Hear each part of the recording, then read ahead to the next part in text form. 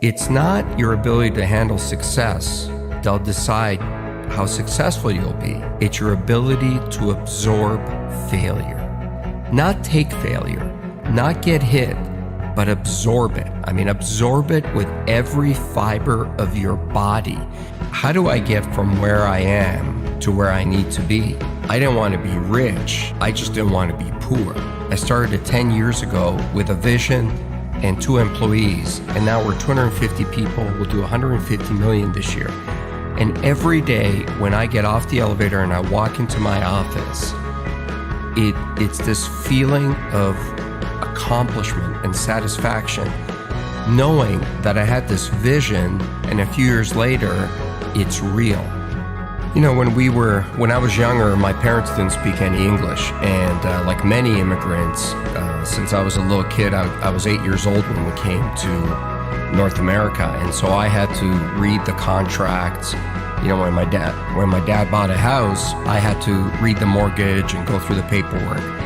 And when I was around 18 or 17, I looked at being, at that point, we were, lower middle class. And I said, how do I get from where I am to where I need to be? And so I started calculating how much money I would have to make in order just to buy a house. And then I added the taxes into it and all the other stuff. And I realized how difficult it was going to be to accumulate capital. Because that's the hardest thing to do, is to accumulate capital. It's one thing to get paid a lot of money, but if you look at the tax system in North America, it's really hard to amass capital. And I just decided that I didn't want to be where I was. I didn't want to be middle class or lower middle class or mediocre. I just wanted to be great at something. Because I figured out that the people that I saw that were doing great things were fundamentally great at one thing. The analogy I always use is Peyton Manning gets paid $10 million a year. He doesn't get paid $10 million a year to tackle, to kick the ball, to play defense. He gets paid $10 million a year to do one task and do it really, really well. Nobody buys from you. Nobody makes you wealthy because you're okay at something. The world does not reward mediocrity, nor does it reward average. It only rewards exception. So you got to find that one thing that you're good at, and you got to become great at it. Because if you focus what you're not good at and try to become good at it, you're going to run into somebody who's going to clean your clock at it. When you think about success and you think about business and you think about being an entrepreneur, everybody wants to talk about the good times.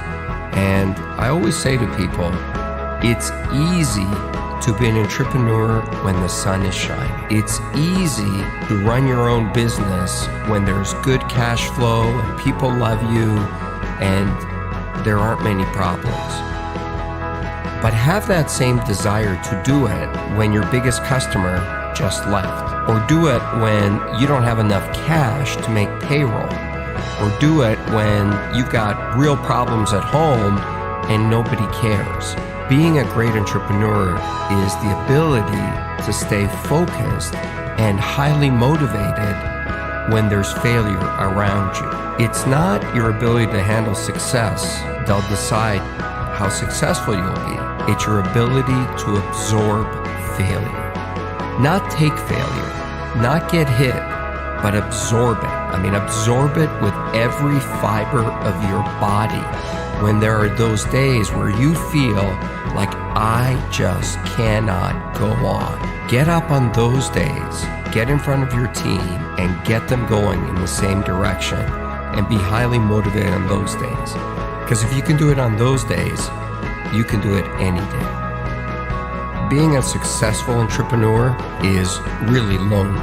I'm not saying that because I expect people to call me up and say I'll be your friend and look for sympathy, but it's true.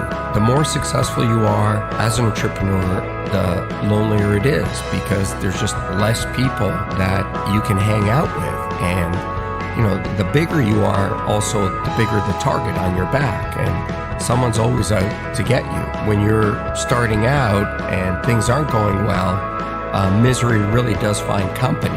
It's easy to find a lot of people to have a beer with and hang out with. But that level of focus to keep going is really difficult. And so one of the things I try to do is I look for people that have been where I want to go. And I love to learn. I've looked for many people along the way. From Warren Avis, the guy who started Avis Rent-A-Car. I used to work for him indirectly. He owned the holding company that I worked for. And he was a great guy. To people you've never heard of, to even some of the other sharks. I've learned a lot from Mark Cuban. I've learned a lot from Damon John. I've learned from a lot of people. The biggest lessons and my biggest mentor was always my dad, because that level of courage I had never seen in another human being. And when I was younger, I didn't really understand it. Once I got older, I understood the sacrifices that he had to make for me to be given the opportunity to be successful. I mean, he was 37 years old, left a communist country, crossed the border, hopped on a boat, and brought his wife and me, my mom and I, with one suitcase to a foreign country where he didn't speak the language, didn't know a single soul, and we had something like 20 bucks in our pockets. That's courage. And as I got older, what I really learned out of that is never complain, because number one, nobody cares, and two, all you deserve in life is an opportunity. Man, when something gives you an opportunity, you gotta take it, you don't complain, and you gotta go for it. I'm a highly emotional guy. I'm a highly passionate guy. I love my business. I love everything about it. Where I'm not emotional is when it comes to winning or losing. You've got to be very careful about not taking your own bias or emotion into a negotiation or into a fight or into anything, because you've got to be very clear what the goal is. And in business, the goal typically is to make money. When I went to sell my first business to AT&T, I didn't want to sell it. And so it was the night before we were supposed to close the deal. And so I changed my mind. I called the CEO at the time and I said, "Oh, I can't sell this business." And he looked at me and he said, "Why not?" And I said, "Oh, it's my baby." And he said, "No, it's not. It's a business." I said, No, it's my baby." And he goes, "No, it's not.